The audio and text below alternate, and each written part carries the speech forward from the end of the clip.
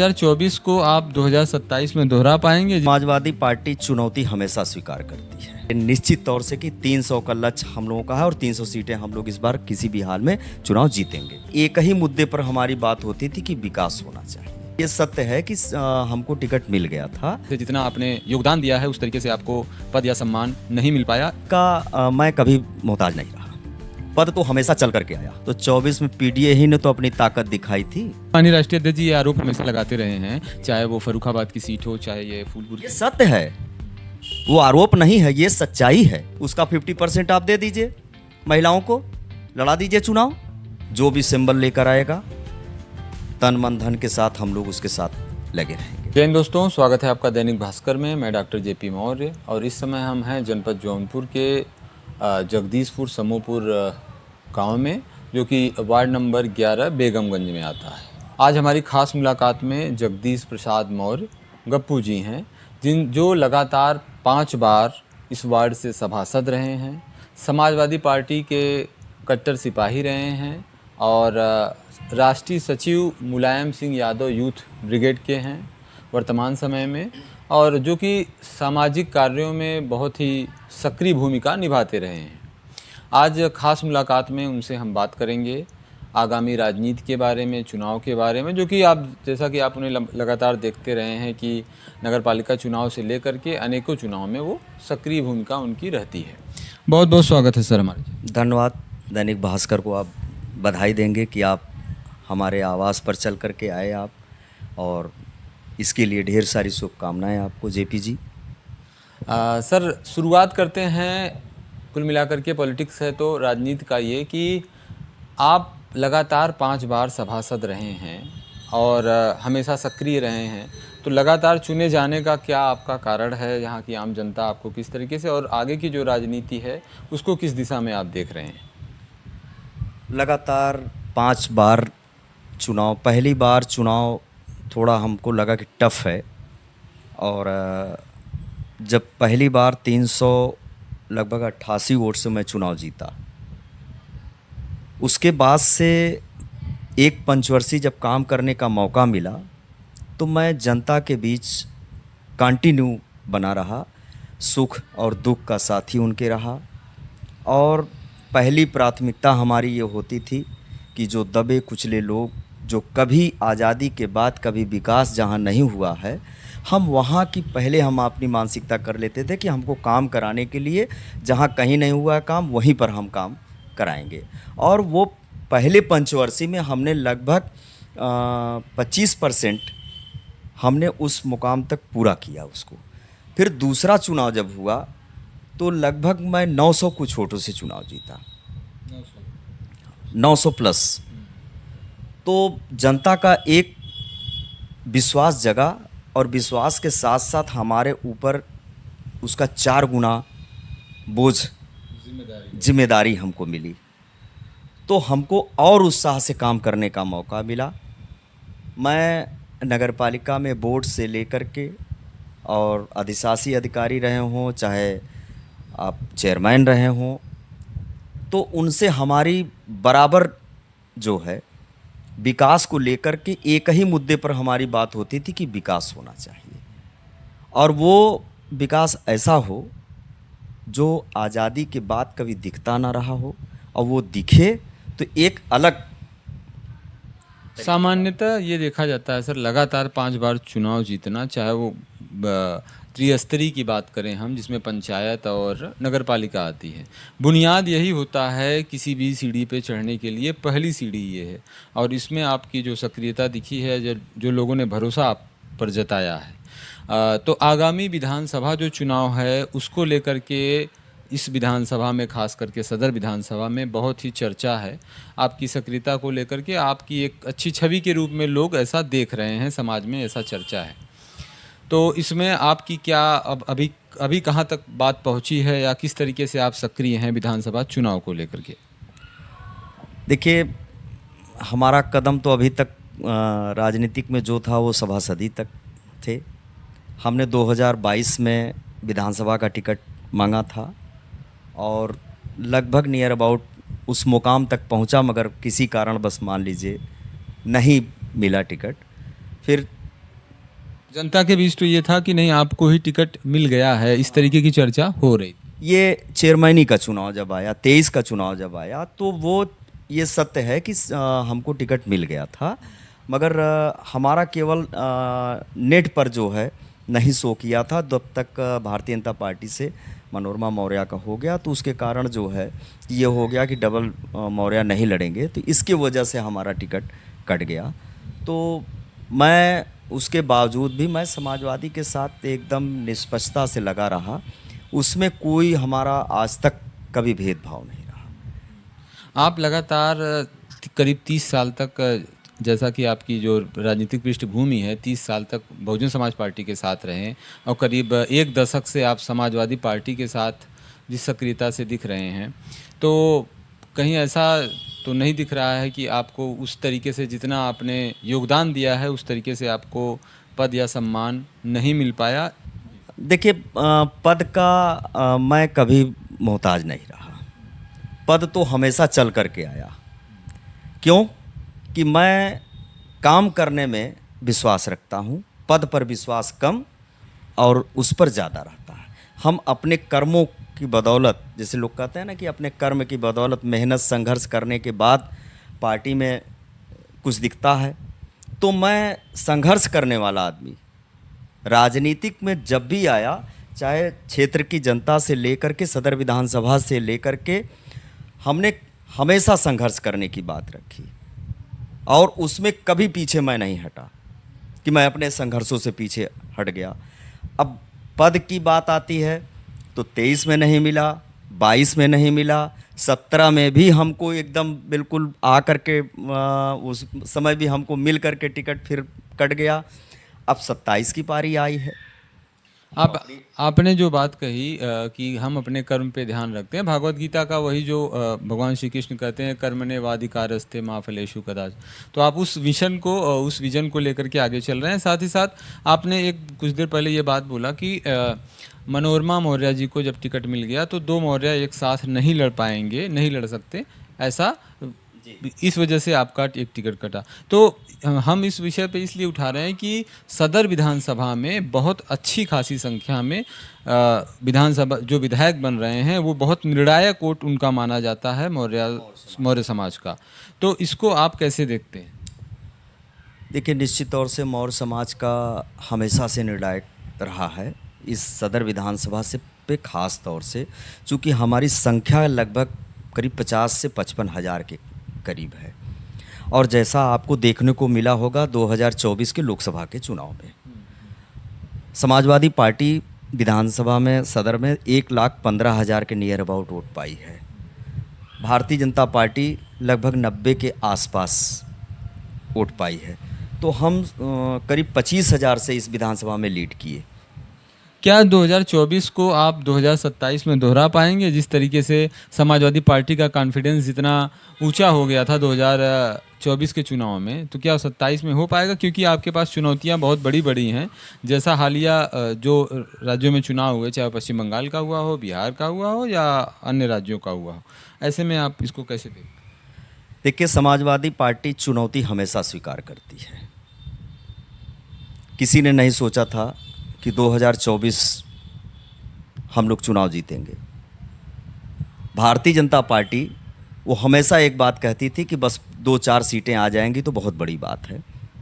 चूँकि उस समय भगवान राम का मंदिर का उद्घाटन हुआ था और प्रचंड लहर चल रही थी, मगर उस लहर में 2024 में हम लोगों ने 43 सीटें जीती, जिसकी कभी भारतीय जनता पार्टी कभी सपने में भी नहीं सोचा होगा कि इस तरीके की समाजवादी पार्टी प्रदर्शन कर सकती है।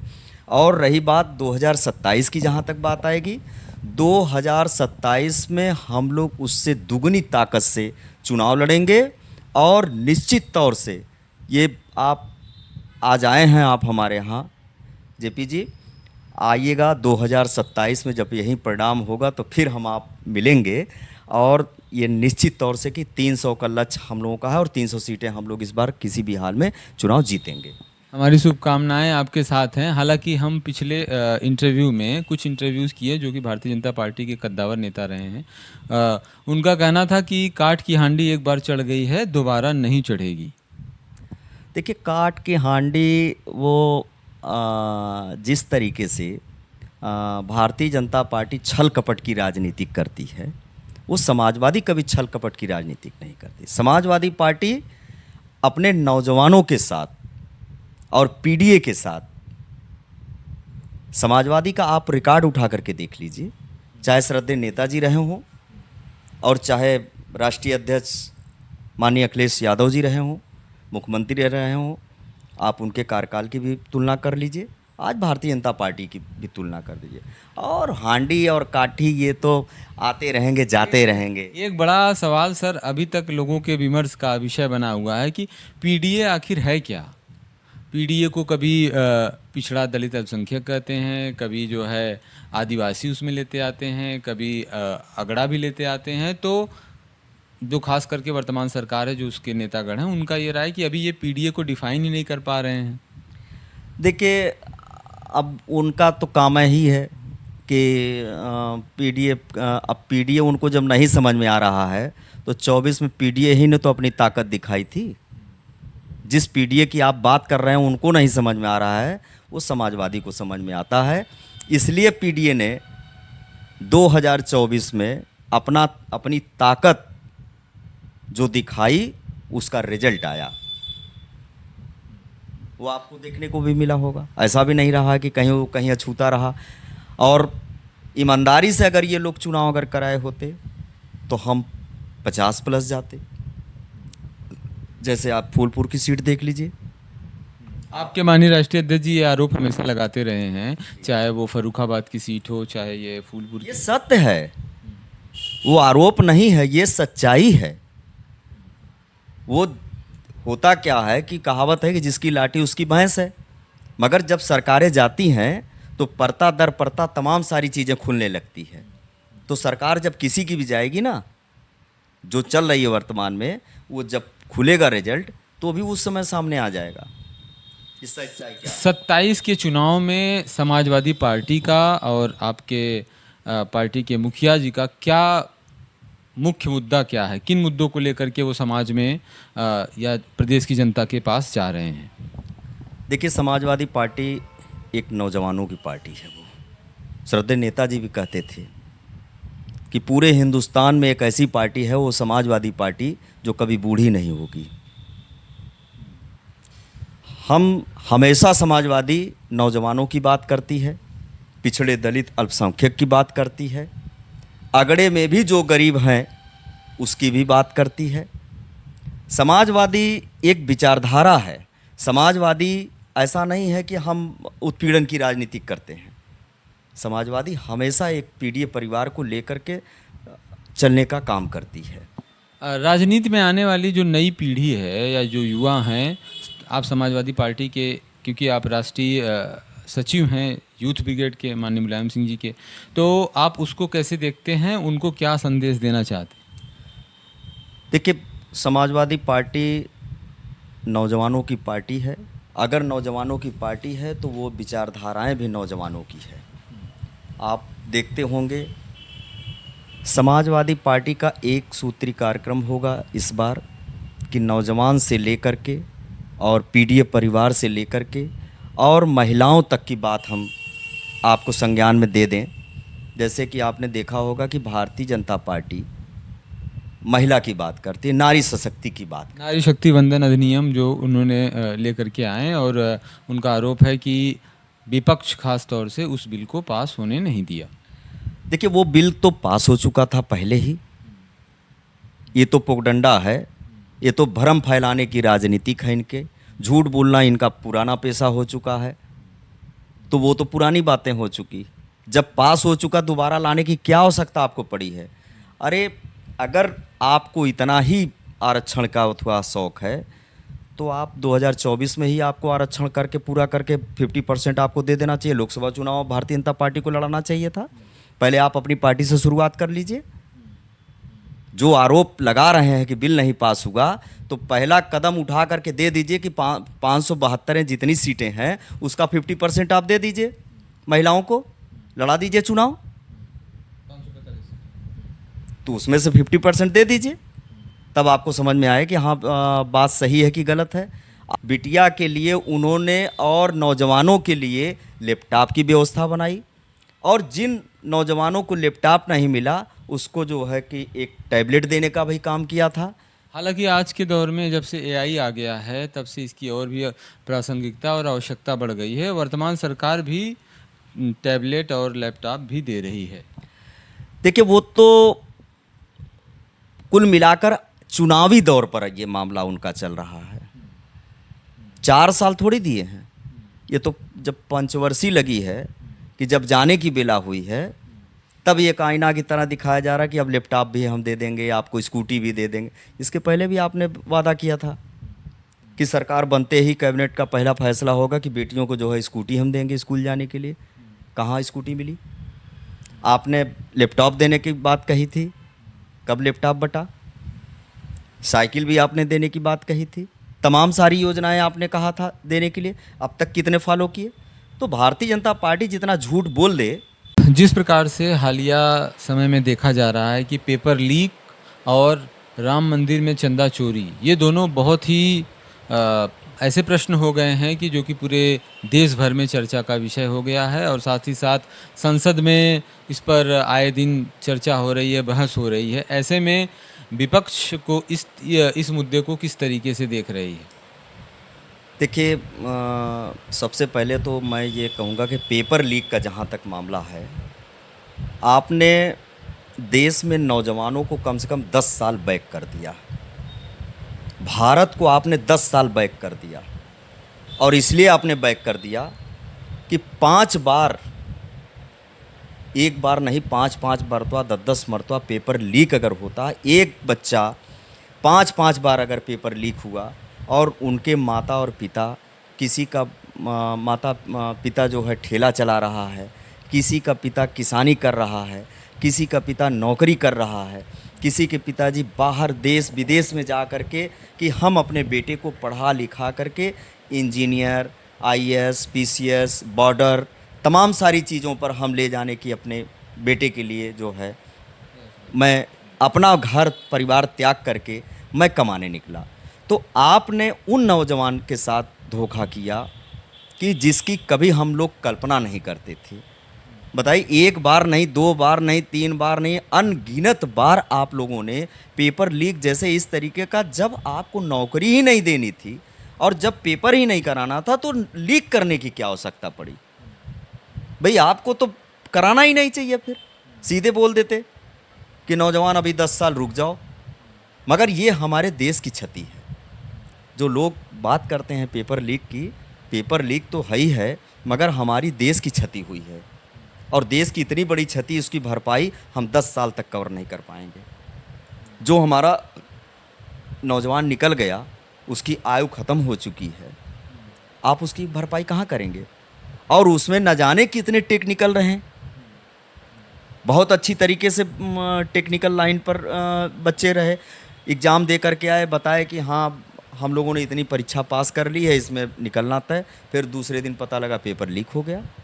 हालांकि धर्मेंद्र प्रधान जी जो कि केंद्रीय शिक्षा मंत्री थे, उन्होंने अपना रिज़ाइन दे दिया और नए शिक्षा मंत्री ने पदभार ग्रहण कर लिया है। देखिए, फेर बदल करना ये कोई संतुष्टि नहीं है, फेर बदल से कोई संतुष्टि होने वाली नहीं है। नौजवानों को इंसाफ चाहिए।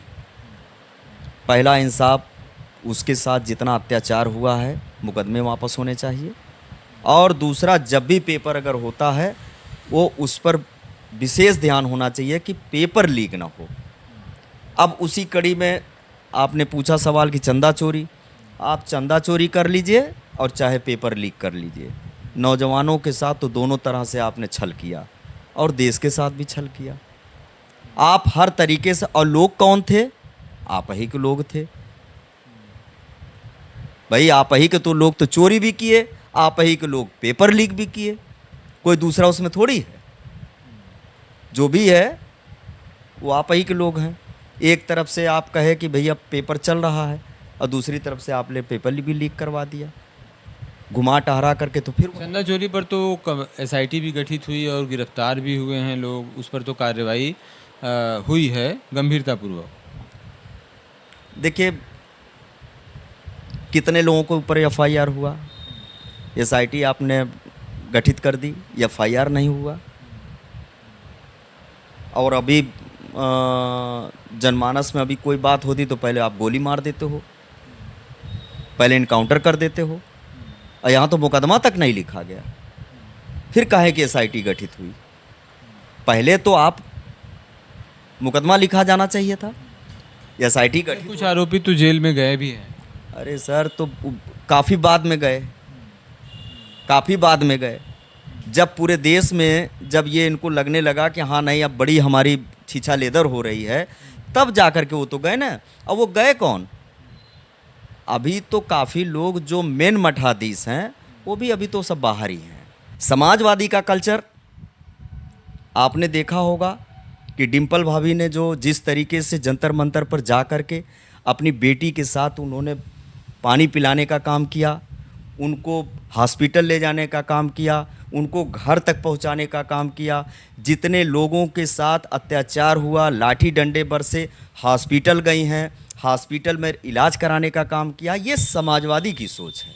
समाजवादी की ये सोच है कि जो समाजवादी को भारतीय जनता पार्टी कभी छू नहीं सकती, उस तरीके की समाजवादी की सोच बनी है। मूलतः इस विधानसभा को लेकर के कि संभवतः आपका टिकट अगर फाइनल हो जा रहा है, या जैसा आप बता रहे हैं, जैसा समाज में चर्चा है कि आपको ही एक मौर्य समाज के लोगों को टिकट देने की जिस प्रकार की उनकी निर्णायक भूमिका है उसमें आपको मिलता है, तो आपकी कौन कौन सी प्रमुख प्राथमिकताएं, आपके क्षेत्रीय जो जनता है उनकी क्या प्राथमिकताएं हैं, उसके विषय में बताएं। देखिए, हमारी पहली प्राथमिकताएं हैं कि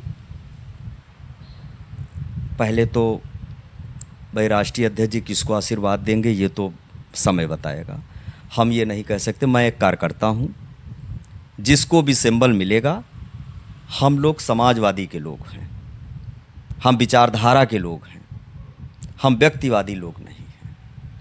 तो पहले तो मैं समाजवादी पार्टी के साथ खड़ा हूँ, व्यक्तिवादी के साथ नहीं खड़ा हूँ। जो भी सिंबल लेकर आएगा, तन मन धन के साथ हम लोग उसके साथ लगे रहेंगे। वर्तमान विधानसभा में जो वर्तमान समय में जो विधायक हैं माननीय गिरीश चंद्र यादव जी, जो कि कैबिनेट मंत्री भी हैं, उनको एक तरीके से विकास पुरुष के रूप में लोग देखते हैं, उन विकास पुरुष कहते हैं, कहा जाता है। तो इसको आप कैसे देखते हैं इस जी? भाई आप लोग विकास पुरुष कह सकते हैं उसको, और कोई चीज़ किसी से छुपी नहीं है विकास की जहाँ तक बात आती है, और उस लाइन में हम भी कह देंगे कि विकास पुरुष हैं। मगर विकास पुरुष हैं, 9.5 साल वर्तमान में सरकार चलाए हैं। 9.5 साल में अब तक जितने विकास हुए, इन्हीं के कार्यकाल में सड़क बनी और इन्हीं के कार्यकाल में सड़क खत्म हो गई। ये पहला विकास पुरुष, चाहे नगर पालिका रही हो और चाहे विधानसभा की बात रही हो, अब तक की जितनी सड़कें बनी हो, आप रिकॉर्ड उठा करके देख लीजिए, उसमें कम से कम 60% ऐसी सड़कें हैं जो ख़त्म हो चुकी हैं। और मैं आज भी जिंदा कर रहा हूं कि समाजवादी पार्टी की सरकार 2012 से 17 के बीच में जितनी रोडें हम लोगों ने बनाई थी, आज भी लोहा लट्ट है।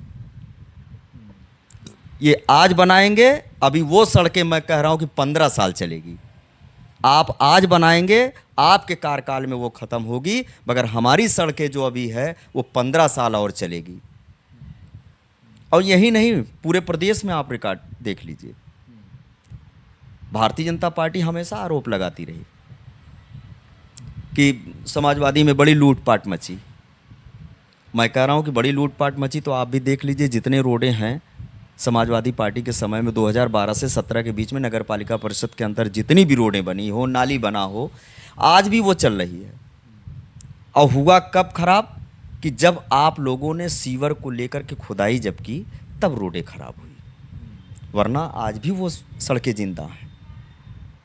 और हाईवे से लेकर के आप जितनी चीज़, आप पूर्वांचल एक्सप्रेसवे को देख लीजिए, इन्हीं के कार्यकाल की बनी, वो समाजवादी की देन थी। सब कुछ उस समय हुआ, बनाई आपने, मगर जैसे होता है ना कि नकल मारना, तो नकल तो आपने मारी, मगर नकल सही ढंग से नहीं मार पाए। 100 नंबर की आप देख लीजिए, लखनऊ की आप बात कर लीजिए, जो बिल्डिंगें बनी हो आज लखनऊ का, चाहे वो रेलवे रहा, मेट्रो रहा हो, हमारे यहाँ सद्भावना की बात कर लीजिए, हमारे यहाँ आप पॉलिटेक्निक पर वो लोहिया पार्क की बात कर लीजिए, आप मेडिकल कॉलेज की बात कर लीजिए। तो समाजवादी हमेशा स्वास्थ्य और किसान और नौजवान इस पर हमेशा फोकस करती रही है। आप देख रहे थे समाजवादी पार्टी के राष्ट्रीय सचिव मुलायम सिंह यूथ ब्रिगेड के जो नेता हैं, और बड़ी ही बेबाकी से उन्होंने अपनी पूरी बात रखी, विभिन्न सवालों के जवाब दिए, और उम्मीद है कि आगामी विधानसभा में आप उन्हें देखेंगे और उनको इस क्षेत्र की जनता और लोग काम करने का मौका देंगे।